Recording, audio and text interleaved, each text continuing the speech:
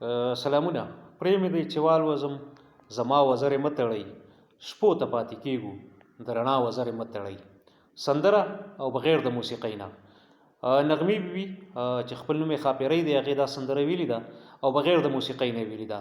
د کمپوز چې کوم دی نو دا د جاوید امرخیل صاحب دی او احسان درمل صاحب دی فکر کوم دغه شاعري ده او ډیره خوندوره شاعري ده او د دې سندرې ویلو او بغیر د موسیقۍ نه د ویلو شاته یو مدعا مقصد او مطلب دی یو لوی کاز د پاره دی یو لوی مقصد د پاره غلوی مقصد دا دی چې په افغانستان کې د جنکو په تعلیم چې کوم بندیز دی نو نغمې بیبي او دغه درې وانه یعنی شاعر کمپوزر او سندرغاړي درې وانه یو کوشش کړی دی چې هلته حاکم نظام ته خپل غږ ورسي او د ښځو د تعلیم دپاره غږ پورته کړي پرې مې دی چې والوزم زما وزرې مه تړئ شپو ته پاتې کېږو د رڼا وزرې مه تړئ ډېره خوندور شاعري هم ده او موسیقي خو بیا ورپکې نشته طرز یې البته جاوید امرخیل صاحب کړی دی او غږ خو د نغمې بیبي د ښاپیرۍ ښایسته دی نو تاسو ټول رابلمه په دې کې چې کومه خوندوره خبره ماته ښکاره شوه هغه د نغمې بیبي د بي بي سي پښتو سره انټرویو وه لږ ساعت وړاندې مې ولوستو نو هغې وی چې موسیقۍ نه بغیر مې ځکه ویلی دی چې طالبان یعنې دغلته حاکم نظام یې واوري او د ښځو تعلیم ته اجازه ورکړي هغې دا هم وي او دا زما خپله هم د تجربې نه راتېره شوې ده یعنې په خپله مې ډېره زیاته مشاهده کړې ده او تاسو به ټولو دا خبره هم مشاهده کړي نغمې بیبي په دغه انټرویو کې ویلي چې طالبان یا دغلته حاکم نظام کم کارکوونکي چې دي هغه زما سندرې ځکه اوري او زما طرزونه ځکه اوري چې د دې زیات نظمونه د دې سندرې د دې ترانې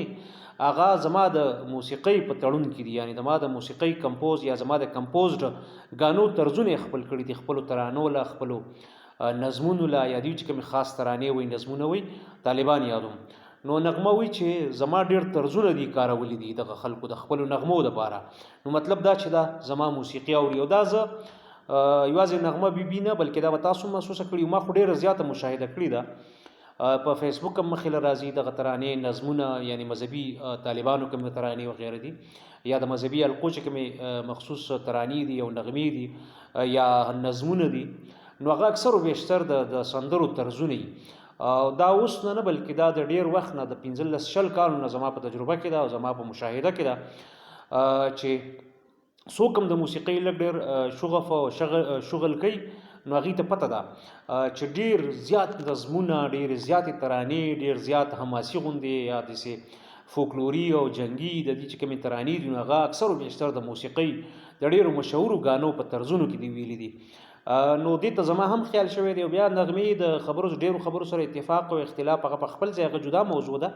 خو بهرحال دا هسې چې کوم ده د ښځو د تعلیم دپاره د ښځو د تعلیم دپاره په یو مؤثر او په مختلف انداز باندې غږ پورته کول دومره په یونیک انداز نو زه تاسو ټول دغې غوښتنو ته دغې اورېدو ته رابلمه او د ښځو تعلیم په هغې کې دویمه درېیمه خبره ځکه نه کېږي چې موږ او تاسو په دې دور کې پوهېږو چې ښځو تعلیم څومره ارزښت دی او څومره رڼا ده زده کړې او د دې دنیا کې سیالي کول یا قامونه مخکې تلګه د ټول انسانیت دپاره دا نه صرف افغانستان کې او نه صرف په پاکستان کې بلکې په ټوله دنیا کې دا بلا امتیاز رنګ نسل مذهب تفریق چې کوم دی نو دا تعلیم د هر چا دپاره او د جنس د تفریق نه هم د جنډر د تفریق نه هم بغیر او بالاتر ټولو ته ډېر زیات ضروري دی خو بهرحال د نغمې بیبي دغه انټرویو چې وکته نو بیا دا رایاده شوه چې واقعي همداسې ده زیات دغه ترانې نظمونه د موسیقۍ په طرزونه چې کوم دي نو هغه د مشهورو سندرو دي او بله دا چې دا خبره مې هم خوښه شوه چې ډېر یونیک انداز کې خپل احتجاج یا خپل غوښتنه چې کوم ده نو دغه درې واړه یعنې سندرغاړي هم نغمې شاعر او دغسې جاوید امرخیل صاحب په ډېر ښایسته انداز خپله غوښتنه وړاندې کړې ده ټول خامخه دغه ارامه دغه بغیر موسیقۍ نه دغه سندره خامخه واورئ او که مو واورېدو پیدا مو کړم بیا یې ملګرو سره هم شریکه کړئ کور هم ودان د وخت راکولو د اورېدو